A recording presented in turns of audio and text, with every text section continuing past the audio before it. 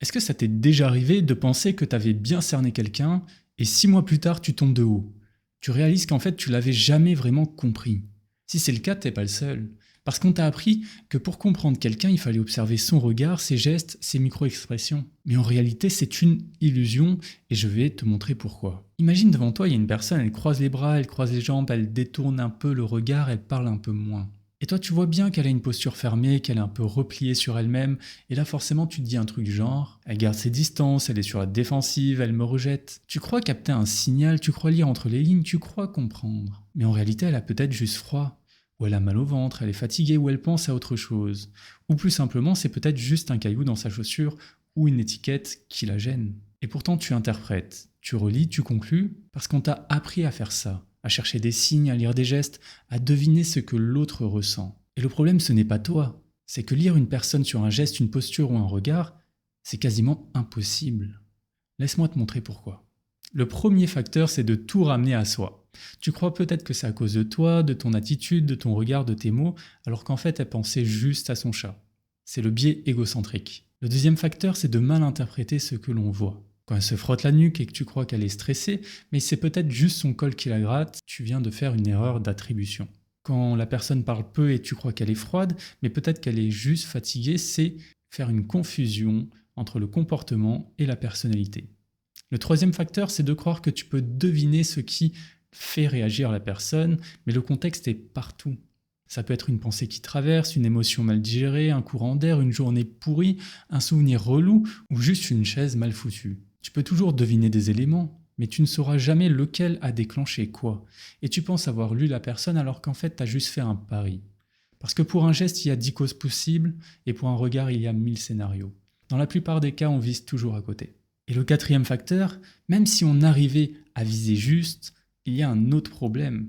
Au début, personne ne se montre vraiment. Quand tu rencontres quelqu'un, il te montre une version choisie de lui-même.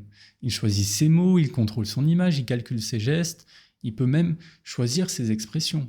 Donc ce que tu vois, c'est pas la personne, c'est ce qu'elle a décidé de te montrer.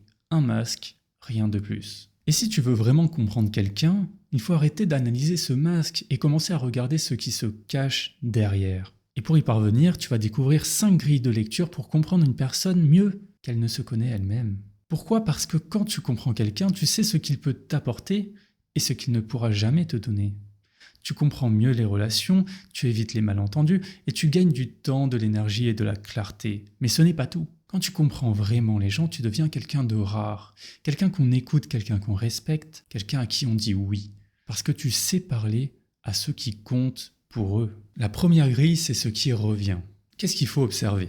Ce que la personne fait encore et encore, un comportement qui revient dans des contextes différents, une réaction automatique, un scénario qui se répète. Voici quelques exemples. Elle s'emballe pour chaque nouveau projet, mais abandonne dès que ça devient concret. Elle se dit trop gentille mais finit toujours par en vouloir aux autres. Elle tombe toujours sur des relations toxiques. Elle refuse chaque invitation puis se plaint de se sentir seule. Elle dit qu'elle essaye d'avancer mais remet toujours tout à demain. Parfois c'est évident, parfois c'est subtil, mais si tu regardes bien, le résultat est toujours le même. Qu'est-ce que ça t'apporte ? Une personne est ce qu'elle fait encore et encore, beaucoup plus que ce qu'elle dit vouloir faire. Ses boucles, c'est son système automatique, ce qu'elle répète, et ce n'est pas forcément inconscient, c'est juste plus fort qu'elle. Et même quand elle le voit, elle n'arrive pas toujours à faire autrement. Alors qu'est-ce que ça t'apporte de savoir ça ? Reconnaître une boucle, c'est voir la personne telle qu'elle l'est vraiment, pas telle qu'elle se décrit. Et surtout, c'est comprendre qu'il y a de fortes chances qu'elle recommence. À partir de là, tu n'essayes plus de la changer, tu as interagi avec ce que tu as compris. Tu peux t'adapter, t'éloigner ou simplement en tenir compte quand tu échanges avec elle, que ce soit pour parler, travailler ou pour prendre une décision. Tu n'es plus surpris, tu es plus clair. Et ça change tout. À ce moment-là, tu ne regardes plus un masque, tu regardes un vrai fonctionnement. Ok, passons à la grille 2, ce qui déborde. Qu'est-ce qu'il faut observer ? Des réactions étranges, disproportionnées, inattendues, un mot banal qui crée un malaise, un refus léger qui provoque un blocage.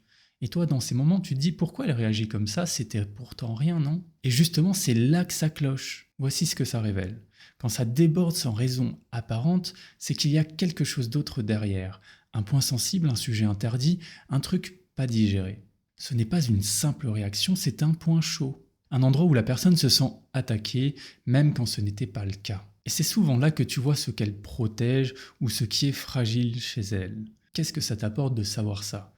Tu repères où la personne n'est pas libre, où elle réagit trop fort, trop vite, sans recul, et si tu appuies là sans même le vouloir, elle peut se braquer, se fermer, ou même t'en vouloir. Reconnaître un point chaud, c'est savoir où ne pas insister et où ne pas espérer un échange rationnel. Et parfois, savoir où laisser tomber. Parce que si ça déborde, c'est que pour elle, c'était énorme. Et c'est là que tu commences à comprendre ce qui compte vraiment pour elle. Passons maintenant à ce que la personne fuit. Ce qu'il faut observer, c'est des sujets qu'elle esquive, des silences soudains, des réponses vagues ou des détours dès que l'on s'approche d'un point précis. Parfois elle change de sujet, parfois elle fait une blague, ou parfois simplement elle te dit « on va pas parler de ça ». Et toi tu sens bien qu'il y avait quelque chose derrière, mais que ce truc-là, elle veut pas y aller. Voici ce que ça révèle. Ce n'est pas juste de la pudeur, ce qu'on fuit, c'est souvent ce que l'on n'arrive pas à affronter. Un doute qu'on repousse, une peur qu'on préfère ignorer, une partie de soi qu'on veut garder floue. Et ce qu'on fuit, ça continue souvent à nous diriger en secret. Voici ce que ça t'apporte. Tu comprends ce que la personne refuse de regarder, et donc ce qui pilote son comportement sans même qu'elle s'en rende compte. C'est une zone floue, instable, sensible, pas une zone à éclairer de force, mais à prendre en compte. Parce que ce qu'on fuit, on le traîne quand même, et souvent ça finit par décider à notre place. Quand tu vois ce qu'elle fuit, tu ne regardes plus là où elle t'emmène, tu regardes là où elle n'ose pas aller. Et c'est souvent là que se trouve la partie la plus fragile, la plus motrice et la plus vraie. La 4e grille de lecture, c'est ce que la personne recherche. Voici ce qu'il faut regarder. Quand elle insiste sur ses réussites, elle se justifie souvent, elle veut qu'on voit ses efforts, elle glisse des phrases comme « moi je suis toujours là pour les autres ». Tu sais, j'ai toujours fait les choses à fond. C'est pas pour me vanter, mais... Et tu comprends.